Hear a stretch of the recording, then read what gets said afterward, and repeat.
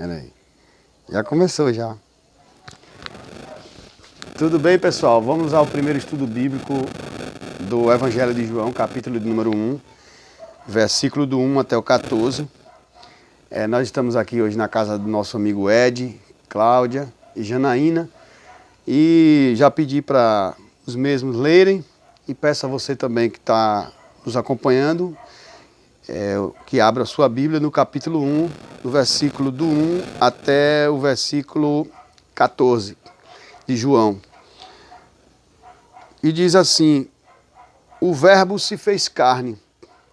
No princípio era o verbo, em outras Bíblias diz, no princípio era a palavra, e a palavra estava com Deus, e a palavra era Deus. Aí na sua Bíblia talvez diz o verbo, porque verbo e palavra é a mesma coisa. Depois eu vou explicar a similaridade que tem da palavra e do verbo. Versículo 2 diz: e este estava no princípio com Deus. E todas as coisas foram feitas por ele. E sem ele nada do que foi feito se fez. Nós vamos lendo de 3 em 3 versículos, explicando de um por um. Não tem nada não, pode ficar com essa mesma janela. No versículo 1 diz assim: no princípio, né? No princípio. Princípio de quê? Princípio de tudo. Princípio de tudo. Porque assim, Deus ele é infinito. Ele vem de um passado infinito. O passado de Deus não tem início. Ele não foi feito por ninguém. Ele não foi gerado por uma mãe, por um pai. Ele não tem pai nem mãe. Ele é absoluto, supremo, inexplicável. Agora, ele fez tudo ser gerado. Tudo que é visível existe. Até a gente fala que Deus não existe às vezes, e algumas pessoas no mundo cristão não compreendem. Mas Deus, na verdade, ele não existe. Se a palavra existir, significar ter início, meio e fim.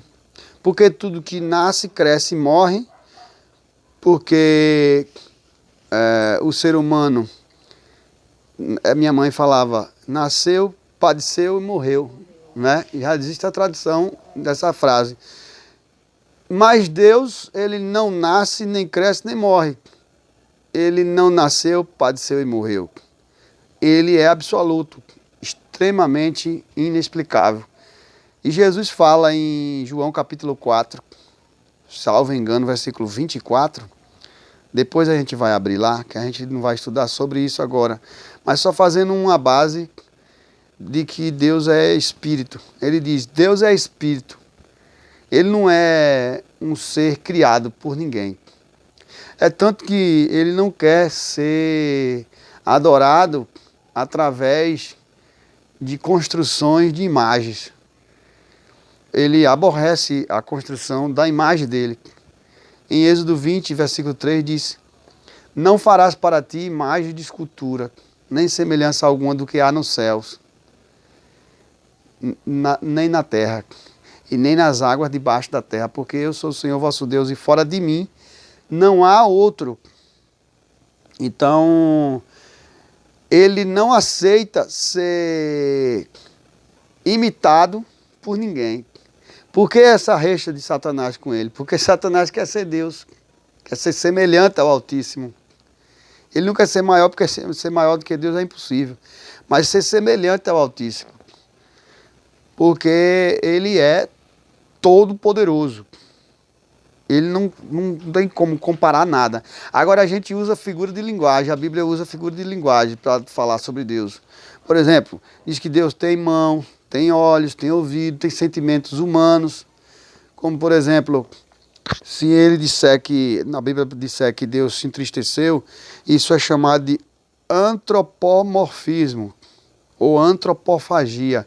Essa palavra antropo, se você estudar antropologia ou geografia, história, você vai ver que essa palavra significa homem do grego.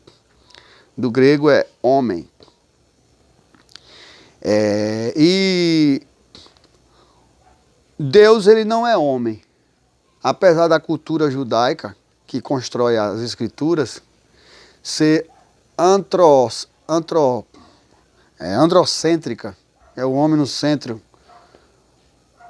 androcêntrica, e mostra Deus como um guerreiro, como um pai, a figura do pai, Abba, em hebraico, Abba, quer dizer pai.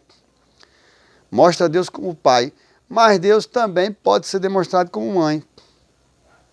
Porque o pai, ele não faz tudo sozinho. O pai não tem o filho dentro dele mesmo. Tem que ter a mãe. Então Deus é pai e mãe ao mesmo tempo, podemos falar assim. E não é escândalo falar que Deus é mãe, porque Jesus, quando ele entrou em Jerusalém, em João capítulo de número 12, a gente vai ver essa história, 12, 13, que nesse texto o povo de Jerusalém recepciona ele com palmas na mão, dizendo: Hosana, nosso rei. Mas em um versículo em Mateus ele diz: quantas vezes eu quis vos guardar, Jerusalém, como uma galinha. Aí ele está se comparando a uma mãe. Uma mãe, no caso, não é uma mãe no sentido pejorativo. Pejorativo é o quê? No sentido escandalizador. Por exemplo, chamar uma mulher de galinha seria um xingamento na nossa cultura. Mas ele, Jesus, se compara a uma galinha. Quantas vezes que vos guardar como uma galinha. Mas ele está denotando o quê? O amor que uma galinha tem aos seus pintinhos. Quem quiser que chegue para roubar os pintinhos da galinha. Né? Aí foi pegar um pintinho aí um dia desse e chamou pra carreira. Ela não tem medo de ninguém. Pode ser o tamanho de que for. Ela vai lutar pelos seus pintinhos. Então bem assim é Deus. Jesus Cristo, ele luta por nós. Então ele se compara a uma mãe, a um homem. Aí é chamado de manifestação de Deus como ser humano ou como animais da terra. Para tornar isso fácil de nós entendermos que Deus não é alguém inalcançável. É alguém do nosso convívio, do nosso dia a dia. Deus é simples, de tão grande que não pode ser explicado, mas é muito simples, que pode ser entendido até por um bebê, por uma criança. Então, no princípio, a gente está falando aqui do princípio. Então, no princípio, Deus olhou e viu nada. E ele disse: eu vou fazer alguma coisa. Só que tinha alguém do lado dele. Então, se ele é só na eternidade, ninguém criou, será que ele tinha alguém do lado dele? Sem precisar criar como nós fomos criados? Como o mundo foi criado? Será que tinha alguém do lado dele sem precisar ele criar? Desde o princípio já existia alguém do lado dele, será? Olha só, no princípio, está escrito aí, no princípio era quem? Era o verbo. Ou seja, no princípio era a palavra. Então Deus é reconhecido aqui como a palavra ou o verbo. Verbo quer dizer o quê? Uma palavra que é usada para vir à existência as coisas. Por exemplo, se eu disser: Janaína, levante-se. Por favor. Você viu que não precisou insistir, só precisei, dar uma ordem, levante-se, ela levantou. Eu posso dar ordem aos meus braços: levante-se, braço direito. É uma ordem. O verbo levantar. O verbo, todas as palavras que têm poder de trazer à existência algo, é verbo. Se eu disser: levante-se, eu posso me levantar agora. Se eu disser: olhe, eu posso olhar. Olhe para a esquerda, olhe para a direita. Enfim, Jesus, ele aparece aqui Subentendido, ainda nesse texto não é claro, nós vamos ver que vai ficando mais claro depois dos próximos versículos, de que ele estava com o Pai, e que ele é o Filho, e que ele não foi gerado como Adão, mas ele já existia nas entranhas do seu Pai. É chamado de unigênito do Pai, não é chamado de primogênito, como Adão. Ele é primogênito da criação, porque é o primeiro gerado do Pai como ser humano, que vem diretamente do Pai. E com a mesma natureza do Pai. Adão não tinha a mesma natureza de Jesus. Não tinha a mesma natureza do Pai. Embora ele fosse o primeiro criado como homem. Mas ele não veio com um poder de salvar a humanidade. Ele não é falho, o primeiro homem não é falho, mas cai na tentação e esbagaça tudo. Para você ver que ele não é igual a Jesus, que Jesus não teve falha nenhuma. Jesus não teve pecado. Em nenhum momento Jesus mentiu ou caiu por terra as suas palavras. Já Adão se esbaratinou todo. Então, Jesus aqui, ele é Deus, nas entranhas do Pai. Agora, existe uma doutrina que estuda Jesus como o Filho gerado, feito pelas mãos do Pai. Mas aí ele não era Deus, se ele fosse feito pelas mãos do Pai. Deus absoluto. Porque deuses existem. Nós vamos estudar aqui que os profetas, algumas pessoas foram chamadas deuses. Nós vamos estudar isso mais na frente. E nós temos capacidades divinas. Somos miniaturazinhas, não é levantando a heresia, nem querendo combater alguém que diz que não existe, que nós não somos deuses. Não é isso. É assim, nós temos capacidades divinas. Nós temos. Por exemplo, Deus pode criar um pepino desse. Deus é quem cria isso aqui, mas o homem não pode criar esse pepino como Deus criou. Mas o homem pode pegar uma fruta dessa e fazer um clone, fazer um transgênico, né? Ele vai imitar Deus. Então ele tem características de Deus, ele tem condições de imitar Deus. Mas ele não é para ser adorado. Vejam bem, o homem ele quer ser adorado às vezes, mas ele não é para ser adorado, porque se ele quiser ser adorado, ele está substituindo o lugar de Deus. E nós temos que reconhecer que fomos feitos por ele, somos servos de Deus. E não deuses para sermos adorados. Toda vez que o homem quiser fazer isso, ele cai no erro. Porque Jesus disse, aquele que quiser ser o maioral dentre vós, seja o servo de todos. Olha o segredo. Então, nós estamos aqui na terra não para ser servido, mas sim para servir. Porque quando nós servimos, aí Deus nos serve, nos dá força, poder, e as pessoas passarão a também nos ajudar, voluntariamente, por amor, pela força do serviço que a gente está prestando voluntariamente. Então, Deus é o Pai e o Filho. Depois vocês vão ver que também o Espírito Santo já estava com o Pai. Por isso que a gente prega o Pai, o Filho e o Espírito Santo. Então, no princípio era o Verbo, e o Verbo estava com Deus. O Verbo, vocês já viram aqui que é a palavra, né? Palavra e verbo é a mesma coisa. Palavra de comando. E o Verbo era Deus. Ou seja, a palavra era Deus. O Verbo era Deus. E ele é Deus ainda, porque você vê que pelo poder da palavra eu tive condições de levantar um corpo. O corpo de Janaína estava inerte. E eu disse, levante-te. Ela levantou. Ela ficou em dúvida se era para levantar ou não, mas o poder da palavra foi tão forte que contagiou Cláudia. Cláudia disse, não, é para levantar, levante. Aí eu olhei assim, só no olhar, ela já obedeceu. Então, a palavra teve poder de levantar um corpo. Vocês vão ver que o poder da palavra é tão forte que Jesus Numa palavra, ressuscitou um cara que estava com 4 dias de morto, que foi Lázaro. 4 dias de morto, ele disse só isso. Lázaro, saia para fora. O verbo sair. Saia. E chamou pelo nome, Lázaro.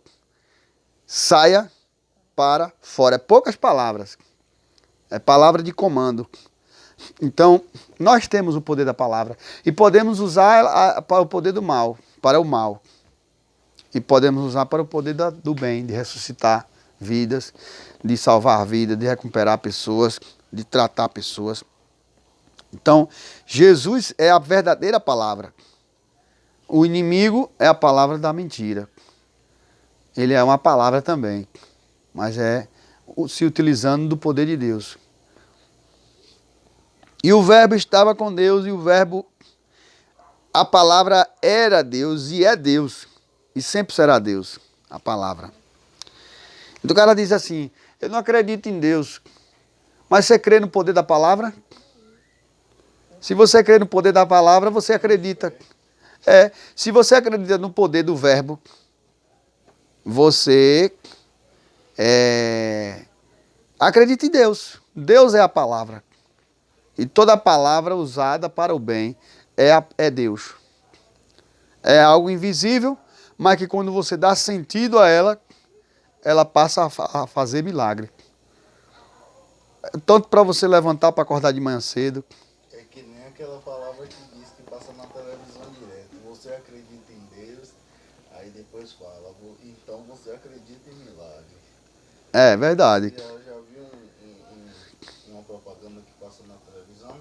Já ouvi essa frase. Já ouvi. Passa um bocado de coisa bonita, tipo um paraíso. Você acredita em Deus, acredita em milagre. Aí no versículo 2, o que é que está escrito aí, Ed? Versículo 2. Ele estava no princípio com Deus. Pronto. Ele estava no princípio com Deus. Então Deus, o Pai não estava sozinho. Estava bem acompanhado. Acompanhado com quem? Com quem já existia dentro dele. Com ele. Aí a gente pode comparar. Aí é onde entra a antropofagia. É um nome difícil, mas é grego. Não é que eu estou querendo ensinar nomes difíceis. É porque estudar a Bíblia também estuda nomes difíceis. Assim, hebraico. Eu não sei hebraico ainda. Futuramente, quem sabe, Deus vai me dar essa graça. Sei um pouquinho de grego e um pouquinho de inglês. Lá na igreja vai vir um professor de inglês agora, provavelmente, tomara que venha, para ensinar inglês a gente. Entendeu? Também. E temos professor de hebraico também. Aqui no bairro tem um rapaz que sabe hebraico. A gente está orando para que ele venha ficar com a gente também, para nos ensinar mais a Bíblia. Que a gente trabalha a Bíblia e trabalha batalha espiritual, obra de libertação também. Tem igrejas que não focam muito nos estudos das Escrituras. A gente foca nos dois. A gente vê que os dois é muito importante. Entendeu? Mas a gente vai chegar lá, nesse assunto. Esse Jesus, ele está aqui subentendido que ele estava no princípio com Deus, que ele é a palavra. Então o Pai não estava sozinho. Só que não existia ainda anjos aí. Os anjos passam a existir depois. Anjos, arcanjos, querubins, serafins. No caso, o inimigo de Deus, ele era amigo de Deus. Foi feito por Deus, para servir a Deus. Que foi o que as pessoas conhecem, um texto vai mostrar aqui, em Ezequiel, provavelmente o Lucifer. A gente vai estudar também sobre isso. Então esse arcanjo, esse querubim ungido, foi feito por Deus. Aí Deus faz os anjos, faz os querubins, faz os serafins, e ele começa a fazer os invisíveis. Depois ele vem fazendo os visíveis. Ele tinha a terra como sem forma e vazia. Vamos ver? Versículo 3. Pode ler aí, Cláudia, por gentileza. Todas as coisas Foram feitas ou foram formadas foram sem ele nada do que foi feito se fez. Pronto. Então o que é que acontece? Jesus, ele criou todas as coisas. A palavra aí, no caso, o verbo criou todas as coisas. As coisas invisíveis e visíveis. Para nós, as quais são as invisíveis? Os anjos, querubins, serafins e arcanjos. Mas a gente também pode receber um dom de Deus e ver esses seres espirituais. Mas foi Deus que fez.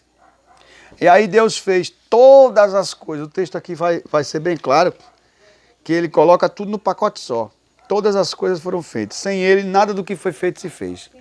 Então, nenhum outro ser criou absolutamente no universo nada. Somente a palavra, junto com o Pai e o Espírito Santo. Versículo 4. Nele estava a vida, e a vida era a luz dos homens. Você repare que agora fala que ele não somente é a palavra, mas nele estava a vida e a luz. Ele já aparece agora como vida e luz. Primeiro ele aparece como palavra, agora ele aparece como vida e luz. Só para contar uma historinha aqui, uma vez uma cunhada minha colocou umas galinhas para ser criada dentro de casa, os pintinhos. Não botava para tomar sol. Aí as galinhas nasceram, cresceram tudo atrofiadas. Na hora de caminhar, elas caminhavam sem forma nos ossos. Então, para você ver o poder da luz, quando coloca os pintinhos na luz, eles crescem forte. É tanto que em algumas granjas, na maioria das granjas, colocam lâmpadas para esquentar o pintinho, para que ele fique robusto. Então, é o poder da luz. O poder da luz, ele tem poder de dar vida física e tem poder de iluminar e dissipar as trevas. Quando nós fazemos alguma coisa errada, a gente não quer que o nosso erro seja revelado em público, porque aquilo nos traz um escândalo e nos traz um desconforto. E quando estamos acostumados a fazer algo que nos tornamos dependentes ou viciados, não queremos que alguém saiba, quando a luz chega e incomoda, a gente se esconde. É automático, a gente não fica, porque suja a nossa credencial, a nossa imagem. Então a gente faz em oculto. Então Jesus vai falar que os fariseus, lá na frente, eles gostavam de fazer as coisas tudo em oculto. Tudo fingido e camuflado. E eles tentavam aparentar pessoas do lado do bem, mas eram do lado do mal, porque seus corações estavam longe de Deus. Então o poder da luz é tão grande que dá vida física e dá vida espiritual também, porque todo aquele que começar a se interessar a estar na luz, como ele na luz está, esse tem salvação, porque as suas obras ficam agradáveis a Deus e não tem do que se envergonhar. Quando Adão pecou, a primeira coisa que ele fez foi se esconder de trás das árvores. Se esconder de quem? Da luz. Quem é a luz? Deus. Quando falam que Deus é o pai das luzes, está certíssimo. Ele é luz e é o pai das luzes.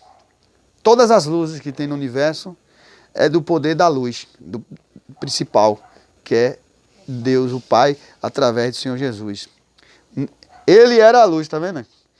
Nele estava a vida, o cerne da vida e a luz dos homens. Eu estava vendo uma pessoa ensinando sobre a prova que existe Deus, é que tem várias plantas na natureza que são formadas como uma orelha, no formato da orelha. É como se ela vem assim, rodando e surge no formato de uma orelha.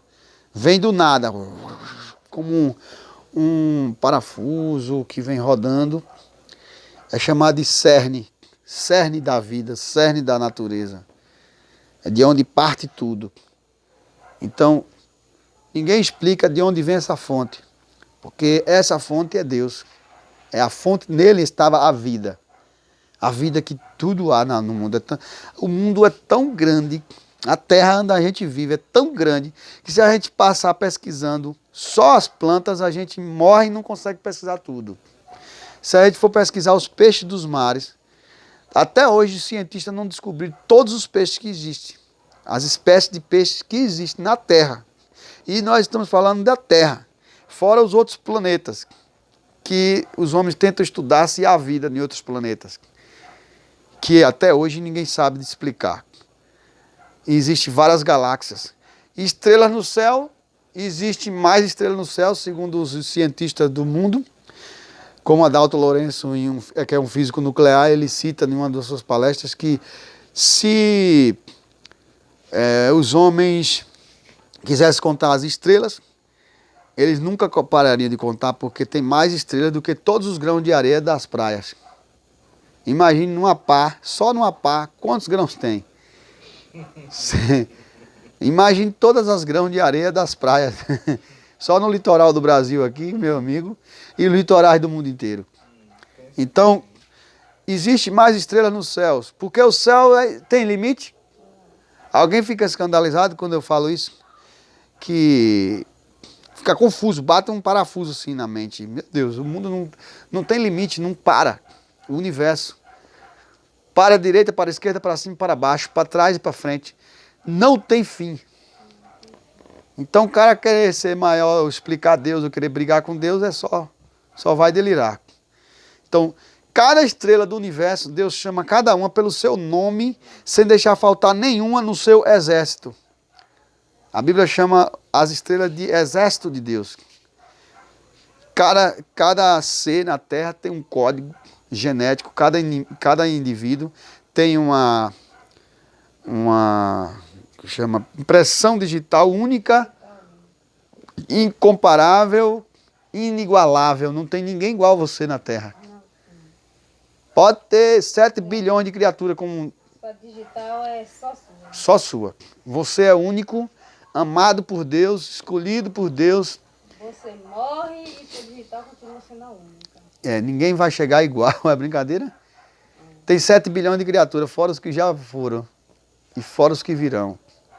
Então, nele estava a vida, e a vida era a luz dos homens. Versículo 5. E a luz resplandece nas trevas, aquilo que eu estava falando aqui há pouco instante.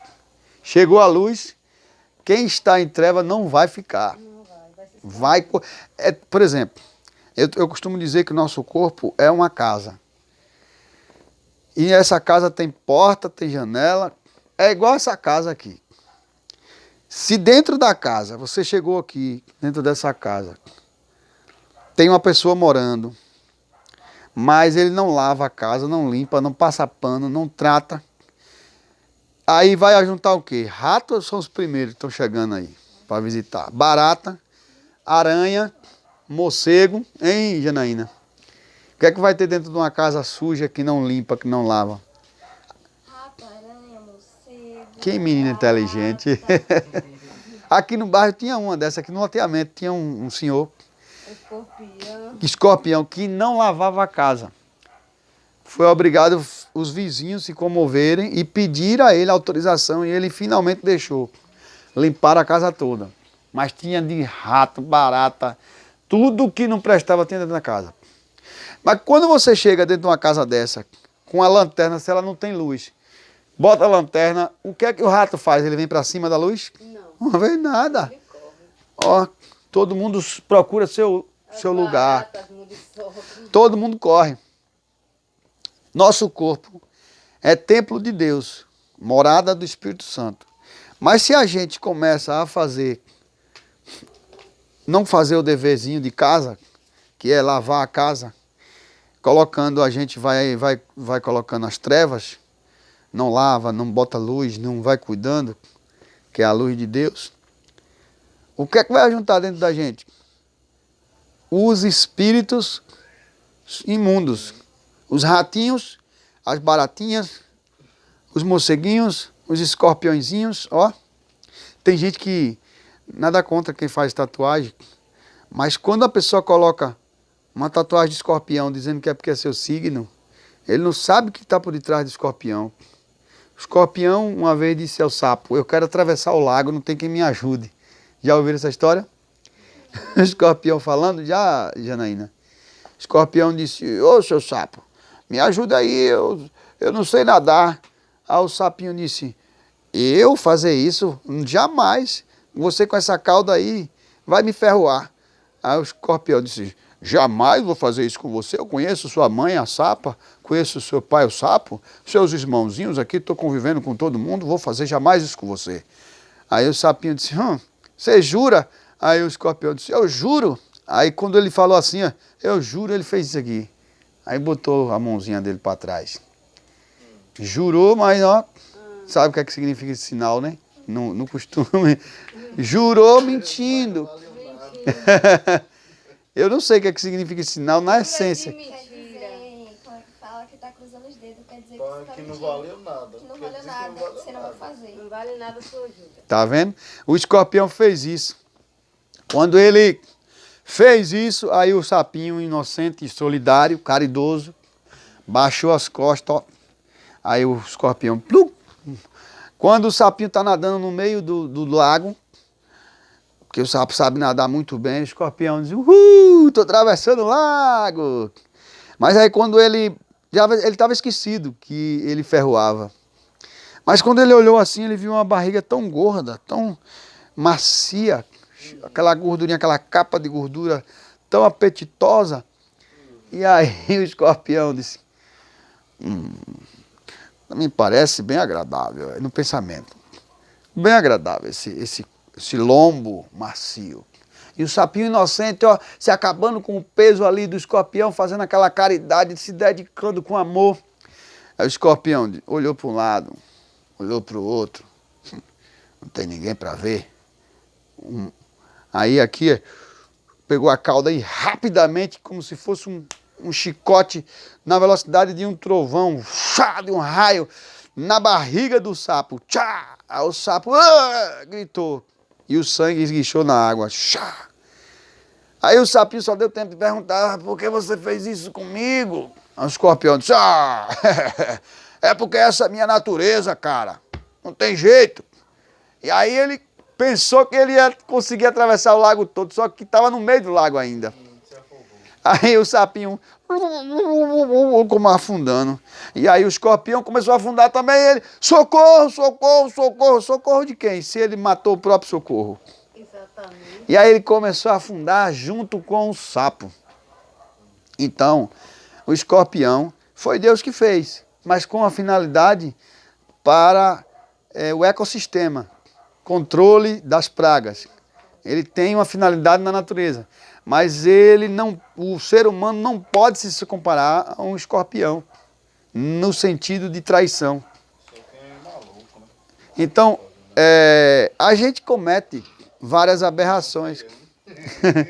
A gente comete... Graça, quem faz isso aí, velho? Que é feio demais. A gente comete assim... A gente comete vários erros.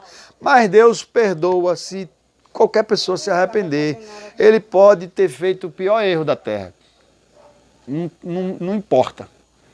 Deus é tão bondoso, tão carinhoso, que ele apaga nosso passado. Ela quer botar escorpião no corpo. Eu disse ela que não, o Stephanie. Fora de que isso daí é facção, né? Eu E disse é? ela que não. Não era pra ela botar esse Isso negócio daí no os corpo, não. outros, tem gente que, como o mundo tá hoje. O Meu quê? irmão tinha. Isso daí como o povo tá hoje, é facção. Facção. Escorpião. José tinha escorpião. Você vai pra um lugar sem saber de nada, você não quer uma tatuagem bonita, não sabe que não, É, e morre sem saber de a família. verdade. Ele inocente. Ele tinha o Fulano era escorpião e inocente, tinha o mas não arame. sabe por que foi que aconteceu. É. Ele tinha escorpião e tinha o arame. Seu irmão, Olha, aí é assim. No nosso corpo tem falta de luz quando a gente para de buscar Jesus. Porque ele é o dono da vida. A gente precisa estar conectado com essa luz o tempo todo. Todos os dias.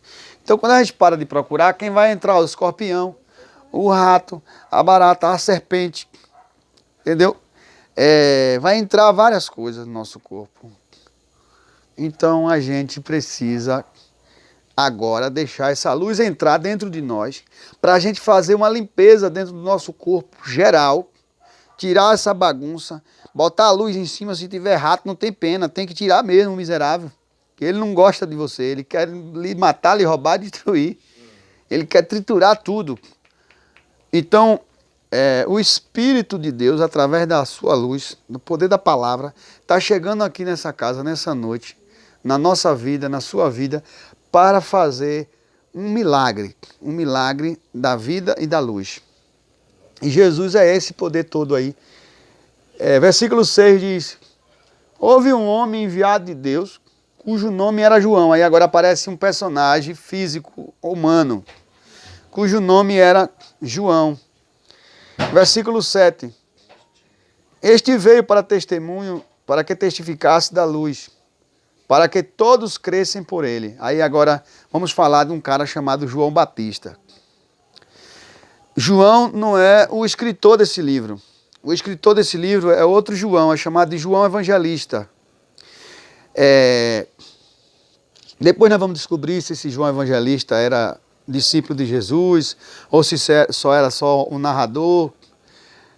Nós vamos entender também que esse evangelho aqui foi escrito no ano 80 a 95 depois de Cristo. Só que João Batista não surgiu no ano que foi escrito esse evangelho. João Batista apareceu por volta do ano 27. Ele aparece como bebê, pulando na barriga da mãe, que era Isabel, e o seu pai era Zacarias, que era profeta. E ele aparece bem no período de Jesus. Parece que ele é 6 meses mais velho do que Jesus. E é primo de Jesus, primo carnal de Jesus humano. Que nós vamos estudar aqui agora Jesus também aparecendo como ser humano. Porque antes aqui no texto falava que ele estava com Deus, e ele era Deus, e ele era a palavra, ele já existia. Mas não como ser humano. Para Jesus surgir, a Bíblia vai contando histórias, e vai chegar a 4.000 anos de história. Não que o mundo tenha 4.000 anos. O mundo pode ter bilhões de anos. O mundo pode ter milhões de anos. A gente não sabe. Entendeu? A ciência diz uma coisa, a biologia diz outra coisa comparada à ciência. A religião judaica diz uma coisa. O mundo pode ter 6.000 anos. Aí há uma discussão que vai ser em outra área. A gente não está aqui para dizer se o mundo tem 4 ou 6.000 anos. Que eu senti que você agora apertou um pouco a mente, né? Porque você teve princípio na igreja. Né? E na igreja ensina que o mundo só tem em torno de 6.000 anos. Né? Mas ele pode ter muito mais. Sem problema. Para mim não afeta em nada. Mas se a pessoa quer acreditar que o mundo só tem 6.000 anos, não tem problema também. O foco é a gente não perder a graça em Jesus Cristo. Isso não é heresia, ensinar, ou pensar, ou estudar pela biologia, que o mundo tem mais de bilhões de anos. Problema de quem pense. Né? O importante é ele entender aqui que foi Deus que fez o mundo e que Jesus é a salvação. Essas duas coisas são simples para a pessoa se encontrar na vida. Eu acho que até os animais sabem disso. E principalmente porque eles louvam a Deus, Só você vê. todos eles, E às vezes tem pessoa que fala, animal não tem. raciocínio. Não tem raciocínio não. Como muitos animais são domados, aprendem tudo certinho que o dono ensina. Inclusive o burro. Se você adestrar o burro, ele fica habilidoso, sábio. Qualquer animal pode ser adestrado. Qualquer um. Então vamos lá. Houve um homem enviado de Deus, cujo nome era João. Ele veio para que testificasse da luz, para que todos crescem por ele. Não era ele a luz.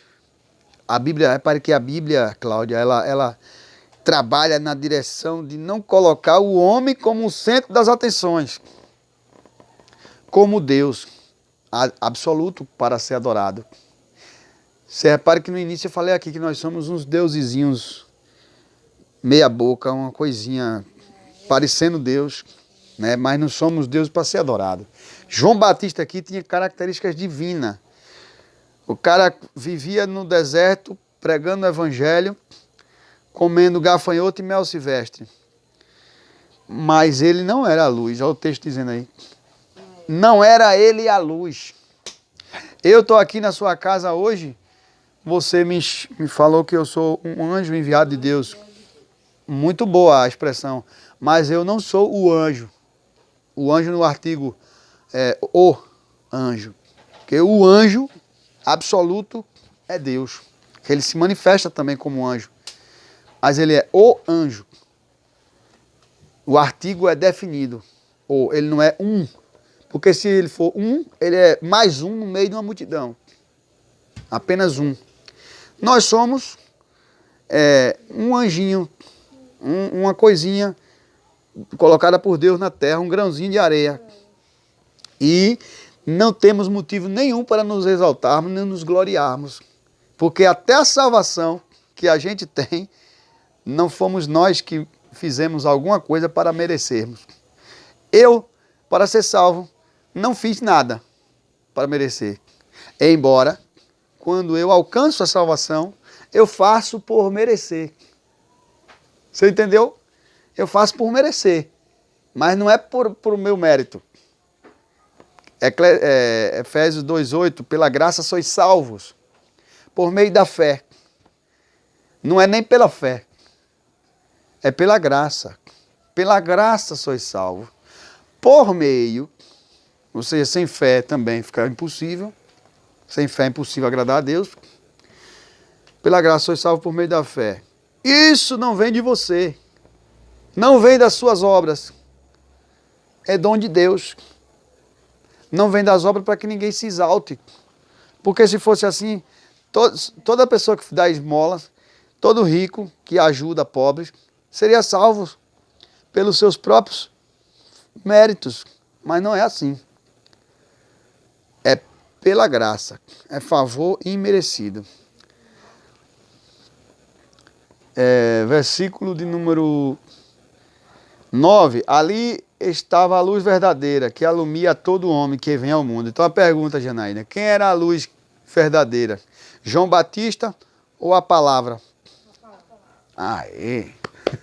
A palavra que é Jesus. Então, ali estava a luz verdadeira que alumia todo homem que vem ao mundo. Ou seja, ó, todo o ser humano que vem ao mundo, todo bebê, ele é iluminado por Deus. Todos.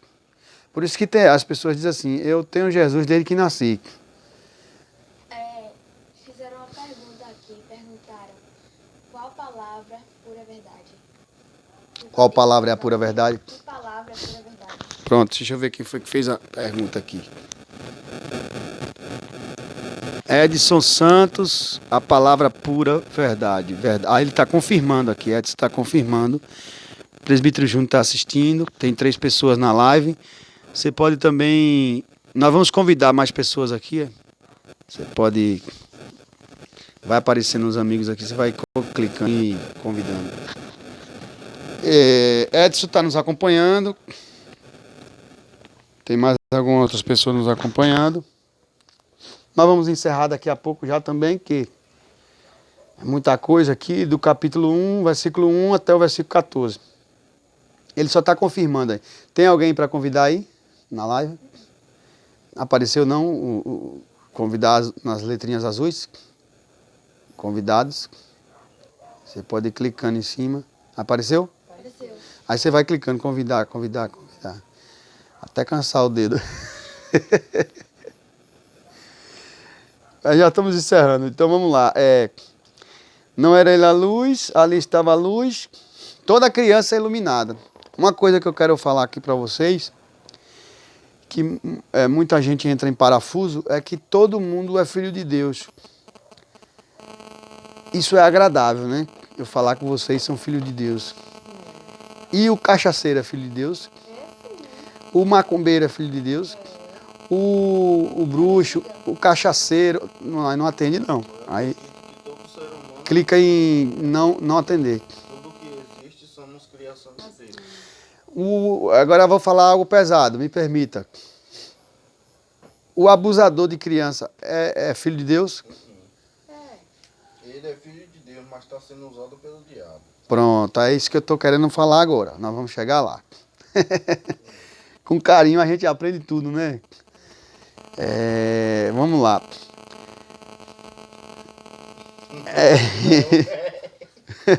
Então vamos lá. Estava no mundo e o mundo foi feito por ele. A luz verdadeira que alumia todo homem que vem ao mundo. Todo homem que vem ao mundo é iluminado. Só que quando ele deixa os ratos, as baratas, os morcegos, os gafanhotos entrarem dentro da sua casa, a luz que iluminava passa a não mais ter acesso àquela casa. E quem vai predominar dentro daquela casa é os escorpiões, é os espíritos das trevas. Ó, espíritos das trevas, eles não gostam da luz. Aí onde tem escuro é com eles mesmo. E o pior é nada, que ajunta fungos, bactéria, mofo, né? E tudo isso faz mal à saúde de quem mora naquela casa. Então, todo ser humano é iluminado, todo ser humano tem a luz de Deus. Mas quando ele despreza a luz, ele começa a fazer coisa errada e não aceita o poder da luz na sua vida, aí quem domina a casa dele são os espíritos diabólicos. Então, assim, o seu corpo é essa casa. O seu corpo é essa morada. Como eu falei, todos são filhos de Deus. Agora nós vamos descobrir que todos são filhos de Deus, todo mundo, sem distinção. Até o abusador de menor, me perdoe a expressão, o estuprador. Todos são filhos, até ele é filho. Só que você falou o complemento. Está fazendo a vontade de Deus ou está fazendo a vontade do diabo?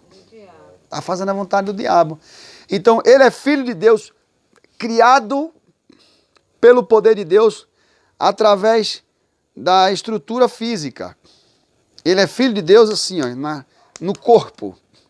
O corpo dele, o espírito que está nele, não é o Espírito Santo de Deus, que a gente vai estudar sobre o Espírito Santo de Deus e sobre o Espírito de Deus que Deus deu ao homem, que é como se fosse a caixa preta que está no homem, no ser humano. Por exemplo, um avião caiu, só sobrou os destroços e está lá a caixa preta. Pronto. Dentro do ser humano tem essa caixa preta, e essa caixa preta ela volta para Deus.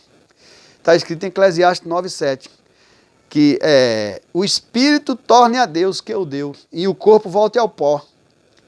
A estrutura terra é Deus que faz, foi Deus que fez os minerais. Todas as estruturas que tem no nosso corpo, os minerais que tem no nosso corpo, está na terra. Zinco, potássio, manganês, chumbo, ferro, água, H2O, né? Hidrogênio, oxigênio, está tudo no nosso corpo, foi tudo Deus que fez. Então o corpo vai voltar ao pó. Então nós somos filhos de Deus, a saber, gerado da carne, gerado pela vontade do homem. Mesmo sendo gerado da vontade do homem, somos filhos de Deus. Porque a palavra filho, nesse contexto que eu estou querendo dizer, que não é uma heresia, que para muitos, tem muitos pastores que não aceitam, eu respeito eles não aceitarem esse ensino, é normal. Pode botar para sua mãe, eu pensei que era para mim.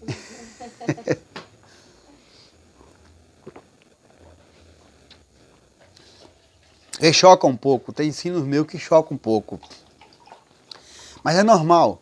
Nem todo mundo é igual, né? A pergunta que muitas vezes fala, por que as igrejas não se unem? Por que existem várias igrejas? A resposta é simples. É para ver se pelo menos se converte em uma. Tem muitas igrejas por quê? É porque para ver se pelo menos se converte em uma delas. É para facilitar. Mas tem outra explicação. É porque nem todo mundo é igual. Nem todo mundo é igual. Eu tenho 5 digitais. Eu não tenho uma digital só. 5 numa mão só. Imagine nas duas agora. Essa digital do dedo direito, polegar, é diferente da digital do dedo esquerdo. Esse indicador, são 2 indicadores semelhantes, mas a digital desse é diferente da desse.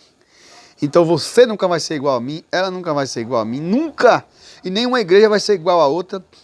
E nem todo mundo vai conseguir fazer o que o outro faz, ou se unir àquele grupo, porque existe diferença. Até o grupo tem diferenças. Eles se unem para uma causa, mas depois eles se dispersam. Se unem para um objetivo, mas depois eles vão para cada um para seu casulo, seu mundo. Nem todo mundo pensa igual. Então, bem assim é doutrina. Entendeu? Bem assim é o ensino bíblico. Eu posso dizer que todo mundo é filho de Deus e ser considerado por um pastor amigo meu como um amaldiçoado. E ele não vai deixar nem eu abrir a boca para ensinar alguém de lá. Porque ele diz que eu não ensino pelo Espírito Santo de Deus. Ele pode até dizer que eu tenho demônio. Que existe, por isso que existe a desunião. Os fariseus chamavam Jesus de Beelzebu, príncipe dos demônios, que ele era utilizado pelo príncipe dos demônios, mal compreendido. Então nós vamos trabalhar o quê? Compreensão. Mas a resposta veio rápida, todo mundo é filho de Deus, né? Tá, aí quando eu comecei a colocar as gravidades do ser humano, os crimes que ele comete, aí você logo disse, esse daí não. Mas ele é, fisicamente falando. Porque Deus ele age no mundo espiritual e no mundo físico. Então, filho quer dizer alguém que foi gerado. O ser humano não foi gerado do diabo, porque se o diabo tivesse filho gerado, ele seria tão poderoso quanto Deus. E Deus não deu esse poder ao diabo de fazer ser humano. Não deu a ninguém poder de fazer o ser humano. Ele dá capacidade a nós humanos de fazermos talvez um clone humano, ou pegarmos um sêmen de alguém, colocarmos no ovo zigoto de uma mulher, como o William Bonner, com Fátima Bernardo, ele não tinha condições de gerar o filho nela, ele teve o quê? Pegar inseminação artificial. E os seus filhos são gerados por inseminação artificial. Mas tudo na natureza é de Deus, foi Deus que fez. Então o homem só imitou. Se Deus não aceitasse também essa fecundação artificial, não tinha como. Então assim, todos são filhos de Deus, mas a saber, gerado pela vontade do homem, pela vontade do varão, nós vamos ver isso no texto a seguir, pela vontade da carne. Não deixa de ser filho de Deus aí. Só que existe agora os filhos de Deus espirituais. É diferente. Os filhos de Deus espirituais passam a ser, além de filho de Deus no sentido físico, material, agora também a ser chamado de filho de Deus espiritual. Quando o Evangelho diz que esse Evangelho será pregado a toda criatura, né? Ide por todo mundo pregar o Evangelho a toda criatura. Quem crê e for batizado será salvo. Quem não crê está condenado. Essa palavra criatura aí pode estar denotando criatura como criação de Deus, todos foram criados, humanidade, criaturas, humanidade, filho de uma mesma fonte. E não quer dizer que criatura seja menor do que filho. Uma criatura seja menor do que filho, porque todos que foram gerados, criados, são filhos. E Deus, mesmo que nós evangélicos não aceitemos que quem não professa a mesma fé seja filho de Deus físico, nós temos que aceitar que Deus é pai de todos. Porque em Malaquias, salvo engano 2:10, nós vamos descobrir o texto depois, eu vou trazer um ensino sobre isso depois, que Deus é pai de todos. Deus é pai de todos. Ele não faz acepção de pessoas. Ele quer salvar a todos. Só que nem todos têm ele por pai. Aí agora nós vamos estudar 1 João capítulo 3, versículo 8. Não é o Evangelho de João, já é uma cartinha chamada epístola lá na frente. Que diz assim, ó, é o que Ed falou aí, há pouco instante. Já vou encerrar, Ed. Que diz assim, aquele que vive na prática do pecado, presta atenção agora, esse é do diabo. Ó como uma coisa estreitou agora. O que vive na prática do pecado, esse é do diabo. Por quê? O diabo peca desde o princípio. Desde o princípio da fundação da humanidade, antes da fundação da humanidade, ele já estava pecando. Aí, vírgula, mas para isto se manifestou o Filho de Deus para desfazer as obras do diabo. Então, quem vive na prática do pecado, ele é do diabo. não significa que, por exemplo, eu sou pecador. Eu estou aqui ensinando a palavra de Deus, mas eu sou pecador. Eu tenho o Espírito Santo de Deus, sou salvo em Cristo Jesus, mas eu sou pecador. E eu não posso esquecer disso, não. Porque quando eu disser que eu não sou pecador, eu sou mentiroso. 1 João capítulo 1, versículo 8. Se dissermos que não temos pecado, somos mentirosos, não há verdade em nós. Versículo 9 diz: mas se confessarmos nossos pecados, Ele é fiel e justo para nos perdoar todos os pecados e nos purificar de toda injustiça. Ou seja, há uma diferença entre um pecador que se arrepende todos os dias e um pecador que não quer arrepender-se. É o cara que está possuído pelo diabo, pelos demônios, melhor dizendo. Então, ele é filho de Deus, mas tem por pai o diabo. Esse é pecador e não vive na prática do pecado. Ele peca e se arrepende.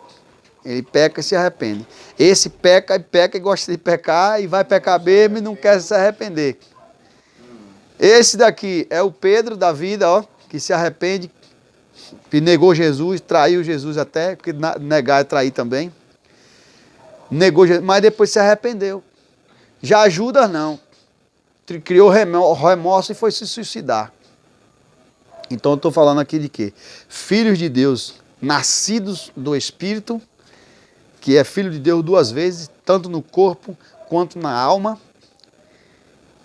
E esse daqui, que apesar de ter a caixa preta dentro da sua mente, que é a consciência, que é o Espírito que Deus colocou nele, que vai voltar para Deus, mas mesmo assim a alma dele é inclinada para a carne, para o diabo, para fazer a vontade da carne, só a vontade da carne. Ele é filho de Deus, mas também está tendo por pai o diabo. E o diabo não merece ter filho nenhum, porque ele não criou ninguém. Mas as pessoas preferindo fazer a vontade da carne, automaticamente seguem o príncipe das trevas. Então, ficou bem explicado aí, né? Versículo de número 10, estava no mundo. Versículo 11, veio para o que era seu, e os seus não receberam. Ou seja, ele veio para o seu país. O país era Israel. O país. Não é que a salvação era só para Israel, a salvação era para todos. Eu vou encerrar aqui, para não ser enfadonho. Próxima segunda-feira nós estaremos aqui novamente. Vamos pegar do versículo 12 até o 14 e aí a gente lê do 15 até o 34. Eu quero agradecer a Deus por todos vocês terem me recebido aqui na casa de vocês. Vamos ficar de pé para a gente orar. Oh, glória.